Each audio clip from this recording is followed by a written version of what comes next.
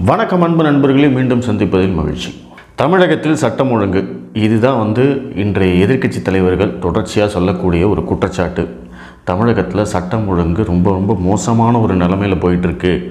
முதல்வர் என்ன செய்கிறாரு, காவல்துறை என்ன செய்யுது இப்படிங்கிற கேள்வியை தமிழகத்துடைய எதிர்க்கட்சிகள் தொடர்ச்சியாக கேட்டுக்கிட்டே இருக்காங்க.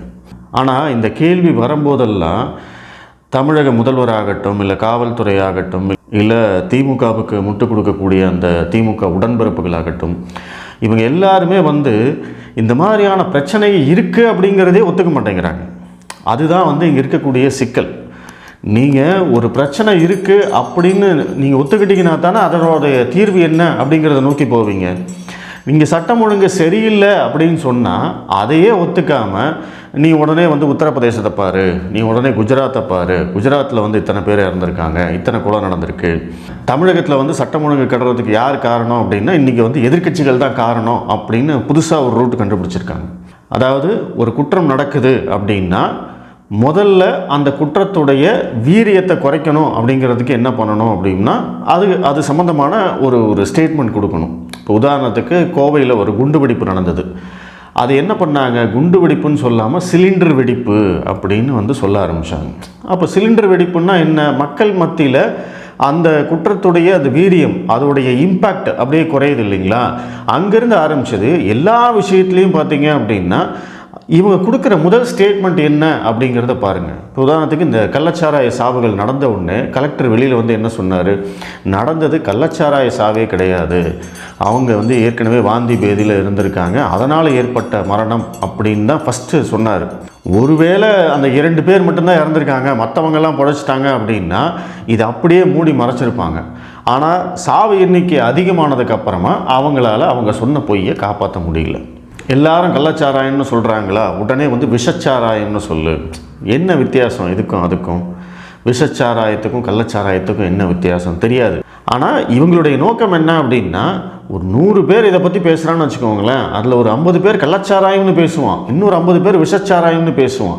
அந்த இடத்துலையே அந்த நடந்த சம்பவத்தோட வீரியம் குறையுது இல்லையா. இதுதான் இவங்களுக்கு வேணும். அதற்கு பிறகு தமிழகத்தில் தொடர்ச்சியாக இந்த கொலைகள்லாம் நடக்க ஆரம்பித்ததுக்கப்புறம் சொன்னோம் அப்படின்னா, இப்போ அது ஆர்எஸ் பாரதி சொன்னார் இல்லையா, இந்த கள்ளச்சாராய சம்பவம் நடந்த உடனே ப்ரெஸ் மீட் வைக்கிறாரு, வச்சு இந்த சம்பவத்துக்கு பின்னாடி எதிர்க்கட்சிகள் தான் இருக்குது, அதிமுக தான் இருக்குது, பாஜக தான் இருக்குது அப்படின்னு சொல்ல ஆரம்பிச்சிருக்காரு இல்லையா. இப்போ அந்த ரூட்டை எல்லா இடத்துக்கும் எடுக்க ஆரம்பிச்சிட்டாங்க. தமிழகத்தில் என்ன குற்ற சம்பவம் நடந்திருக்கு அப்படின்னு எதிர்க்கட்சிகள் முன்னாடி கொண்டு வந்தாலுமே உடனே அதுக்கு பின்னாடி பார்த்திங்களா பாஜகக்காரன் இருக்கான், அதுக்கு பின்னாடி அதிமுகக்காரன் இருக்கான் அப்படின்னு சொல்ல ஆரம்பிச்சிட்டாங்க. எப்போ யார் இருந்தால் என்னப்பா, குற்றம் தானே, நீ யாராக இருந்தாலும் தூக்கி உள்ளே வையே, குற்றம் நடக்காமல் தடுக்கிறதுக்கு தான் நீ இருக்க அப்படின்லாம் சொல்லவே முடியாது இன்றைக்கி. அதாவது இவங்களுடைய நெரேட்டிவ் என்னென்னா, திமுக இன்னும் ஒரு பொற்கால ஆட்சி நடத்திட்டு இருக்கிற மாதிரியும், அந்த பேரை கெடுக்கிறதுக்காக அதிமுக, பாஜக, பாமக இவங்கெல்லாம் ஒரு குற்றச்செயல்கள் செய்து திமுகவுக்கு கெட்ட பேர் வாங்கி தர மாதிரியும் தான் இவங்க பேசிகிட்டு இருக்காங்க. உண்மையிலேயே இதை நம்புகிறாங்க. இணையத்தில் எடுத்து பார்த்தீங்கன்னா திமுக உடன்பிறப்புகள் இதை அப்படியே அப்பட்டமாக நம்புகிறாங்க. சமீபத்தில் பகுஜன் சமாஜ் மாநில தலைவர் திரு ஆம்ஸ்டாங் அவர்கள் கொல்லப்பட்ட போதும் பார்த்திங்கன்னா இதற்கு பின்னாடி பாஜக பிரமுகர் தான் இருக்கார் அப்படின்னு.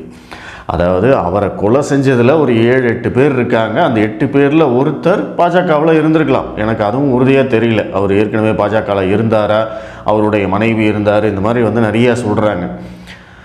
அதில் திமுக சம்மந்தப்பட்ட நபரும் இருக்கார், எல்லா கட்சியும் சேர்ந்தவங்களும் தான் இருப்பாங்க. ஆனால் இவங்க அந்த நடந்த சம்பவத்துக்கு பதில் சொல்லுங்க அப்படின்னா அதை திசை திருப்புறதுக்காக பார்த்திங்களா இந்த சம்பவத்துக்கு மூல காரணமே பாஜக தான் அப்படின்னு கொண்டு போக பார்க்குறாங்க. அந்த ஒரு நெரேட்டிவை இவங்க எடுத்துகிட்டு போக பார்க்குறாங்க. அதுதான் திரு ஆர்எஸ் பாரதி அவர்கள் ஆரம்பித்து வச்சார். அதை தொடர்ந்துகிட்டே இருக்குது. அந்த ஆர்எஸ் பாரதி அன்றைக்கி பேசினதுக்கு தான் திரு அண்ணாமலை அவர்கள் நான் வழக்கு போட்டிருக்கேன், நான் நேரடியாக கோர்ட்லேயே போய் வாதாட போகிறேன் அப்படின்னு சொல்லியிருக்காரு. இப்போ இவங்க எப்படி முட்டு கொடுக்குறாங்க, நாட்டில் எந்த சம்பவம் நடந்தாலும் அதற்கு காரணம் பாஜக, முடிஞ்சு போச்சு. நீ என்ன சொல்ல வர, சரி இதன் மூலமாக அவங்க என்ன சொல்ல வராங்க, பாஜகக்காரன் தப்பு பண்ணிட்டான், சரி ரைட்டுப்பா, அதிமுகக்காரன் தப்பு பண்ணிட்டான், அதுவும் சரி. சரி இதன் மூலமாக என்ன சொல்ல வர, காவல்துறை எதற்காக இருக்கிறது, சட்டம் ஒழுங்கை நிலைநாட்டணும், ப்ளஸ் இந்த மாதிரியான குற்றங்கள் நடக்கக்கூடாதுன்னு. அதுவும் உடனே இவங்கெல்லாம் என்ன சொல்கிறாங்க அப்படின்னா, ஏங்க ஒரு 2 பேர் சேர்ந்து கொலை பண்ணுறதை எப்படிங்க தடுக்க முடியும் அப்படின்னு அதுக்கு வேறு முட்டு. தனிநபர்களுடைய பகை, தனிநபர்களுடைய பழிக்கு படி, இதெல்லாம் வந்து யாரும் நம்ம வந்து காவல்துறையை குற்றம் சொல்ல முடியாது. இப்போ 2 பேர் வந்து டாஸ்மாகில் உட்காந்து சரக்கு அடிச்சிட்டு இருக்கிறாங்க, திடீர்னு 2 பேருக்குள்ளே சண்டை வருது, ஒருத்தன் இன்னொருத்தனை கொலை பண்ணிடுறான் அப்படின்னா இதை வந்து காவல்துறை தடுக்க முடியாது. ஆனால் இங்கே வந்து திரு ஆம்ஸ்டாங் அவர்கள் கொல்லப்பட்டார் பார்த்தீங்களா, அந்த மாதிரியான மரணங்களை காவல்துறையால் தடுக்க முடியும். ஏன்னா அதுக்கு தான் வந்து உளவுத்துறை இருக்குது. இதெல்லாம் திட்டமிட்டு நடக்கக்கூடிய படுகொலைகள். இங்கே நடந்திருக்கிறதாகட்டும், சேலத்தில் வந்து ஒரு அதிமுக பிரமுகரை திமுககாரரே வந்து கொலை பண்ணியிருக்கிறதாகட்டும், பாமக பிரமுகர் வெட்டப்பட்டதாகட்டும், விடுதலை சிறுத்தைகள் கட்சி பிரமுகர்கள் வெட்டப்படுறதாகட்டும், பாஜகவை சேர்ந்த பிரமுகர்கள் கொல்லப்படுறதாகட்டும், ஏன் காங்கிரஸ் கட்சியை சேர்ந்த ஒரு மாவட்ட தலைவரே வந்து கொல்லப்பட்டிருக்காரு. அதுக்கும் வந்து எந்த விதமான இதுவும் இல்லை. இது எல்லாமே வந்து பார்த்திங்கன்னா திட்டமிட்டு நடக்கக்கூடிய செயல்கள். இந்த மாதிரி திட்டமிட்டு நடக்கக்கூடிய செயல்களை தடுக்கிறது தான் வந்து காவல்துறையுடைய முதல் வேலை. நீங்கள் சில காலத்துக்கு முன்னாடி பார்த்தீங்க அப்படின்னா பேப்பரில் நீங்கள் பார்த்தீங்கன்னு வச்சுக்கோங்களேன், காவல்துறை நடத்திய வாகன சோதனையில் ஆயுதங்கள் பிடிபட்டன, ஆயுதங்களை கடத்தி வந்த ஒரு கார் வந்து பிடிபட்டது, 4 பேர் கைது, இப்படிலாம் வந்து செய்தி வரும். அந்த செய்திக்கு பின்னாடி இருக்கக்கூடிய அந்த ப்ராசஸ் தான் வந்து நம்ம தெரிஞ்சுக்கணும்.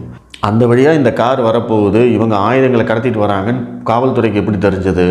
அதுதான் உளவுத்துறை அந்த தகவலை கொடுப்பாங்க. இந்த மாதிரியான ஒரு சம்பவம் நடக்க போகுது, இந்த மாதிரியான ஒரு டீம் வருதுன்னு அவங்க சொன்ன உடனே காவல்துறை அந்த இடத்துல போய் கரெக்டாக வாகன சோதனை பண்ணுவாங்க, இவங்க வருவாங்க, மாட்டிக்குவாங்க. இதன் மூலமாக நடக்காமல் தடுக்கப்பட்ட படுகொலைகள் எத்தனையோ இருக்குது.